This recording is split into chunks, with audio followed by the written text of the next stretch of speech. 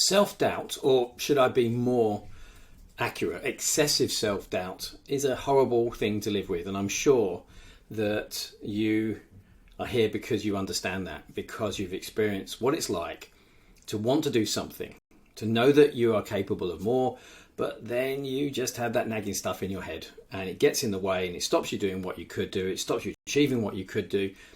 And in fact, it makes you miserable.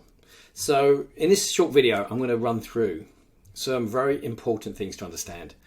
Firstly, why do so many people have self-doubt? And why is it something that people think it can't be fixed when actually it's a really easy thing to fix? It's much easier to fix than you think. So we need to understand the difference between good self-doubt and excessive self-doubt. Now, it may be surprising to you to think that there is actually a thing of good self-doubt, but it absolutely is. And it's this good self-doubt, when we lose control of it and we excessively do it, that causes a problem. And this is why so many people have this problem. Whenever I put a poll up on LinkedIn or something else, and I'm asking people about how self-doubt has affected them, we always get a huge response. So many people do it. And the reason is because it's a good process gone bad. It's a useful thing to have. And this is really what surprises people. Self-doubt is very useful. But when it gets excessive, when we use it too much at the wrong time in the wrong place, it really gets in the way, and it causes misery, it causes anxiety, it causes lack of performance. You don't go for the jobs you could go for, you don't start your business, you don't ask for the pay rise, whatever it is. So whatever's going on for you, I promise you, you're not crazy. It's a good system excessively used at the wrong time, the wrong place. So we need to explain the good reason why we have self-doubt. Now I want you to think about this. Every time you need to make a decision, your brain should be asking just before you make that decision, is this a good idea? We thought about why we should be doing it and what we're going to do and then how we're going to do it. And this could be from picking which coffee shop to go in to buy your cup of coffee, or it could be, shall I start my own business, or should I go for that promotion, or should I buy that expensive thing that I don't normally buy, like a new car?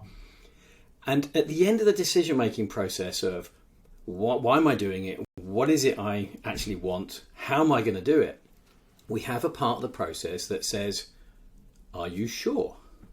Is this a good idea? And this is a very important part of the decision making process, to just check, slow you down and stop and say, is this a good idea? Are you capable of it? Is it going to be good for you in terms of if you're going to spend your time or money? Are you going to get the return you want? Are you going to mess up your career if you go for this job? Is this business idea you've got a good one or not? And if you can turn around at the end of the what if phase, and this is what you do, you end up what ifing yourself. What if, what if, what if?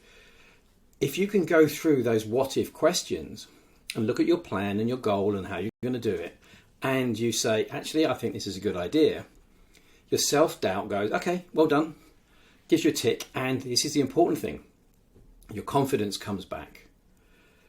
So you're meant to doubt and you're meant to lose confidence at that point so you don't make a bad decision. So think about the times when you've jumped into a decision, you've jumped into something too quickly, and you've taken action, and then you've gone later, oh, why did I do that?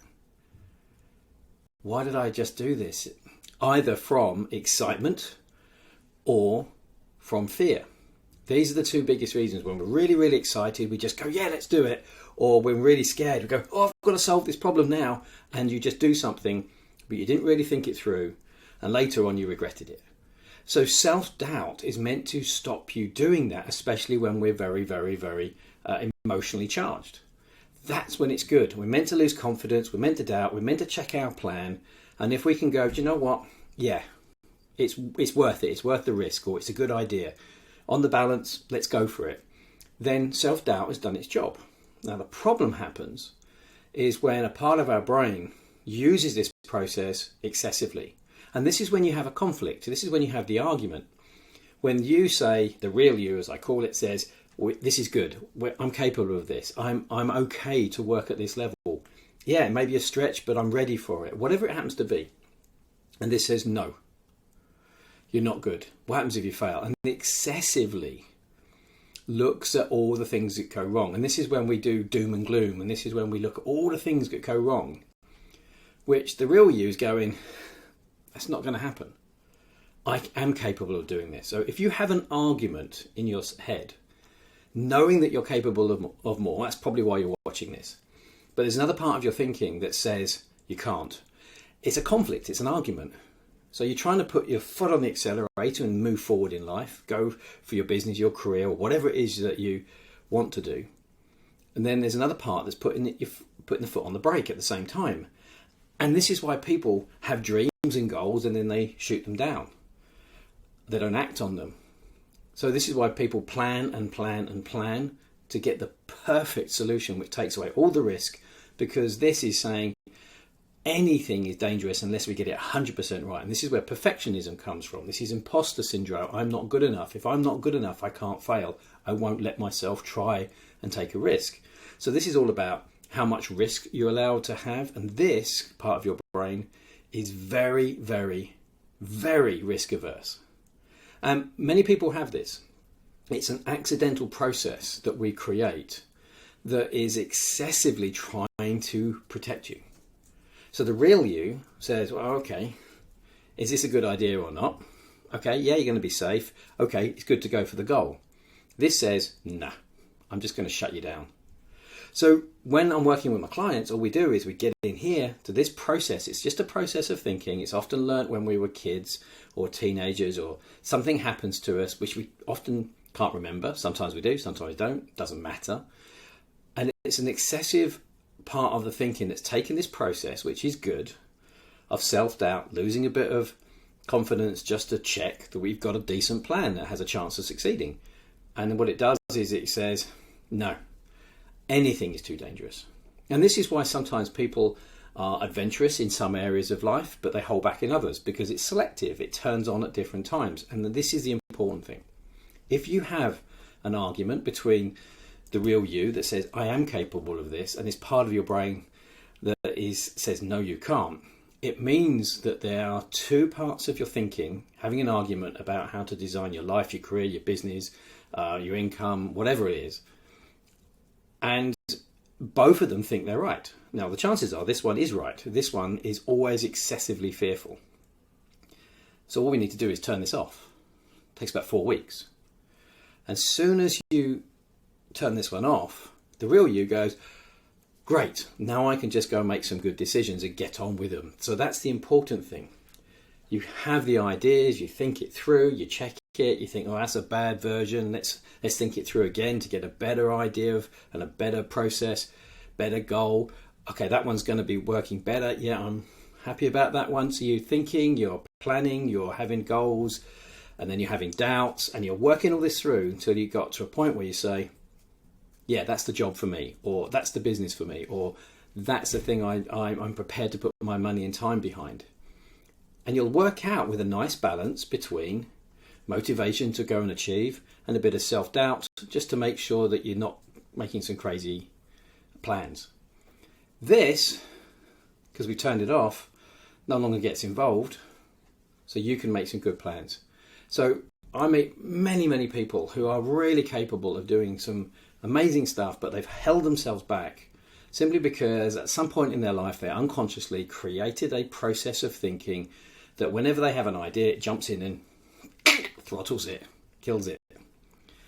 And it's a terrible place to live, because you're trying to have a nice life and an enjoyable life and challenge yourself and do better in life. And this is just fear-based. This is where anxiety comes from. This is when always worrying about what people are going to say about you, or you're going to fail, you're going to lose your money, or you're going to... all the doom and gloom. This only does doom and gloom.